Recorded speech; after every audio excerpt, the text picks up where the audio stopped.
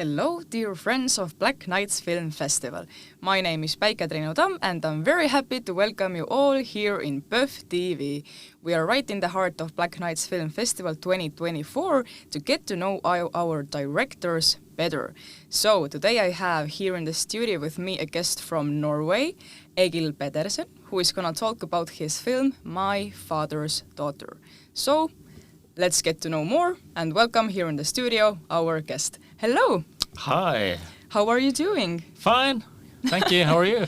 I'm also good. Thank you for asking. How many days have you already been in Tallinn? Actually, I came yesterday, so I just had dinner and some spa yesterday. So I haven't seen any films yet. Okay, so I hope you have a pleasant experience in our festival, pleasant time in Tallinn. I'm very impressed by the festival. Wow, I think I should go back. Actually, yeah. Nobody has paid me to say that.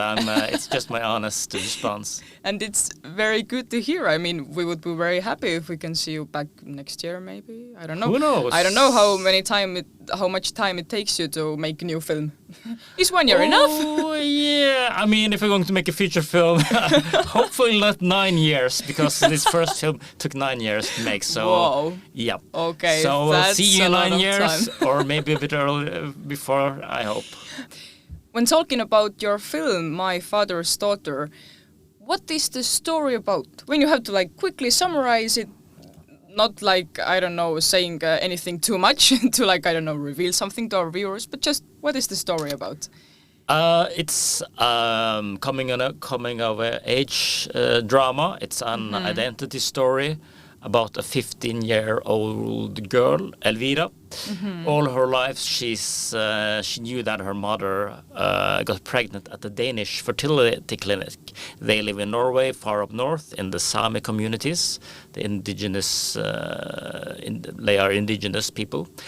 And when the mother, late in life, she comes out of the closet as queer.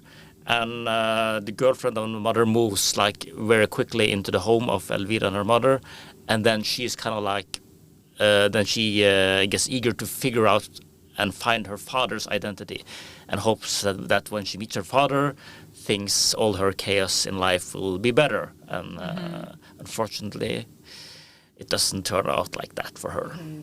Okay, I mean, it sounds like an interesting storyline, but how did you come up with that? I mean, did you have some kind of personal experience or event that, inspired you to put this story on screen, or how did this idea come to you? It's not one-to-one representation of anything in my life, but it's kind of, I guess it's inspired by lots of personal experiences of being a Saami, an indigenous person, and my own, identity story as a Saami person, because and I thought it was I think when you're going to embrace an identity, a minority identity, there are a lot of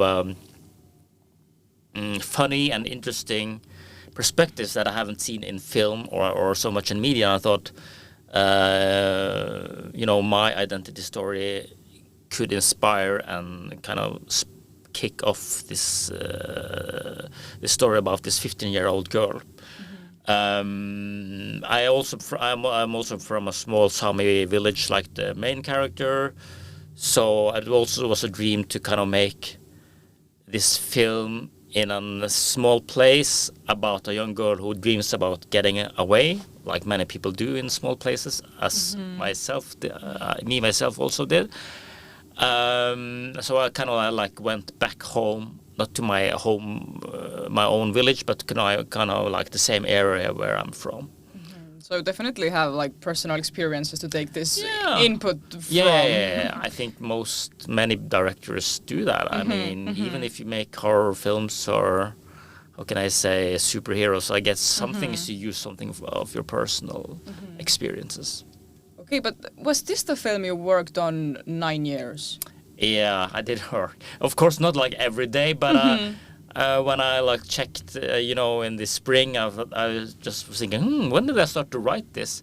And I found a Word document from June 6th in 2015 when I really started to work on this project.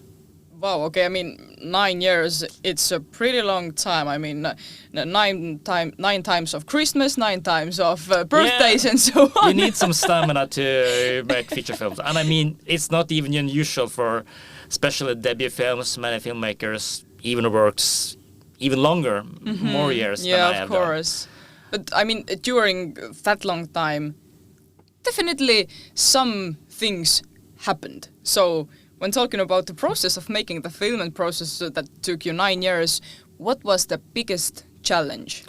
Oh, I mean, the biggest challenges was, I guess, to finance it because you need so much money.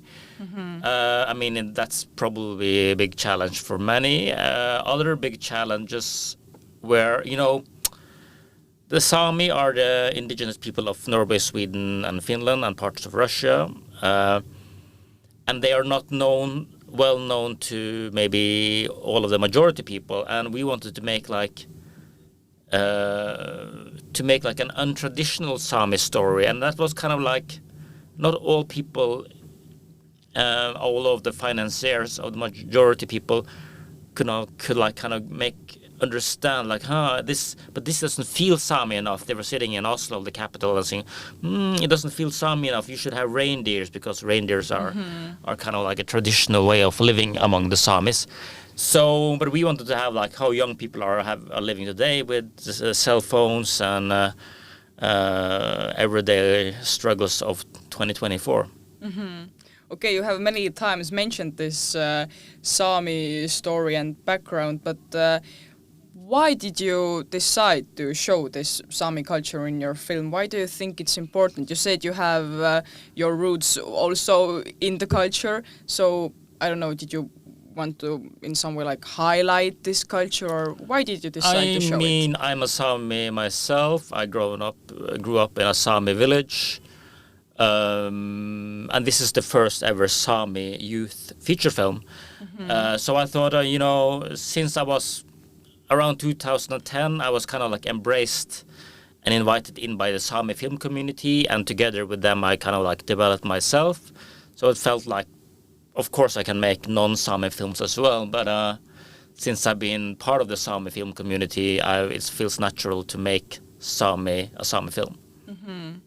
Okay, but when talking about the characters you have in the movie, your protagonist was 15 years old girl. So I don't know how old is she in real life. This is some kind of movie magic that she was that 16, we are doing. yeah. But okay, then it's close enough. But how was it to work with young actors, and like overall the actors? What was the process like? Where did you find them? How did you prepare for the shooting? What was the process with actors like? I mean, for me, I think working with young, it's kind of like not that big difference from adults. I mean, the only thing is like you have to realize they don't have any experience, so then really don't know what to expect.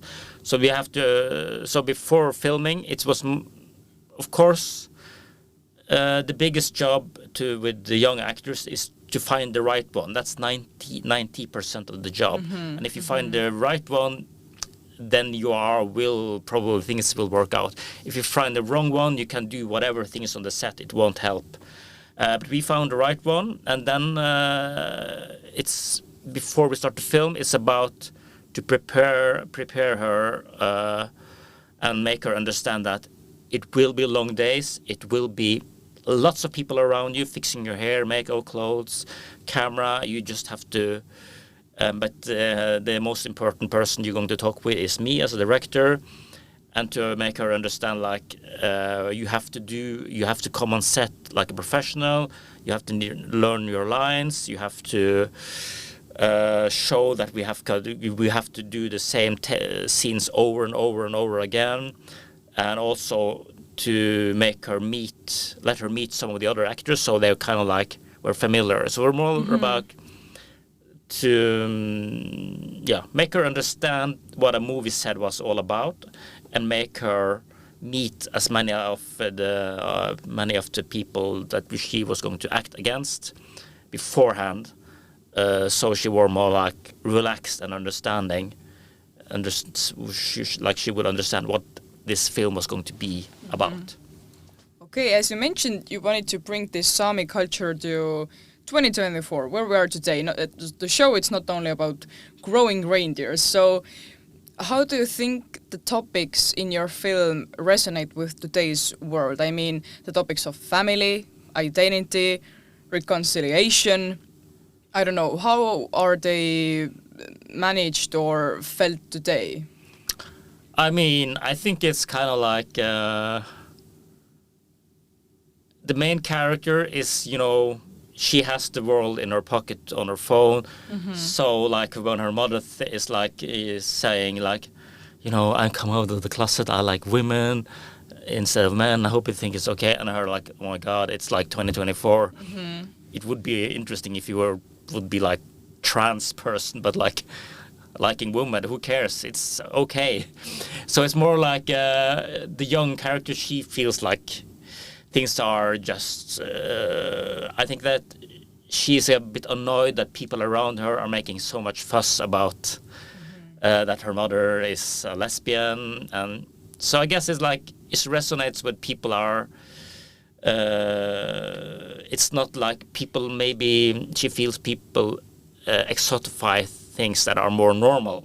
She wants things to be like normal and treated in a normal way, but people around her treats it like something exotic.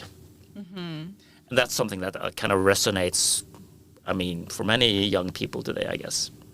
Yeah, definitely. Yeah. Okay, but just to wrap it all up, what would be the main message of your film, or what would you like your audience to take with them, or what would you want them to think about? What is your message to the world? I mean, the film has a lot of humor, and we use humor to talk about identity, Saami identity, queer identity, minority identity, and how we want to promote our identity into the world through social media. And maybe that's not completely the true version versus what we are really like. And all these things, I think, with humor, of course, it's a serious theme in the film as well, but using humor, I think it can sparkle discussions among the audiences, both with other and also with their inner discussion with themselves about identity and who they are and how they present themselves.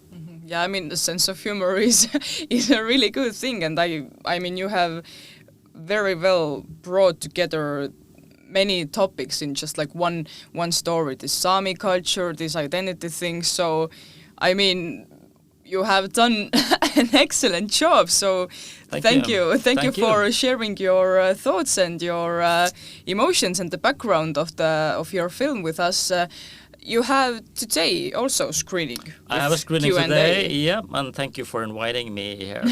Yeah, of course. So I can only wish you the best for the days we have left here in the festival, and all the best for your screening today and the Q&A. So thank you for coming in and sharing your thoughts with us. You're welcome. And for you, dear friends of Black Nights Film Festival, thank you for being here with us, and we hope you liked this interview, and you will be back here next time when we have new directors here in the studio. Thank you for watching us.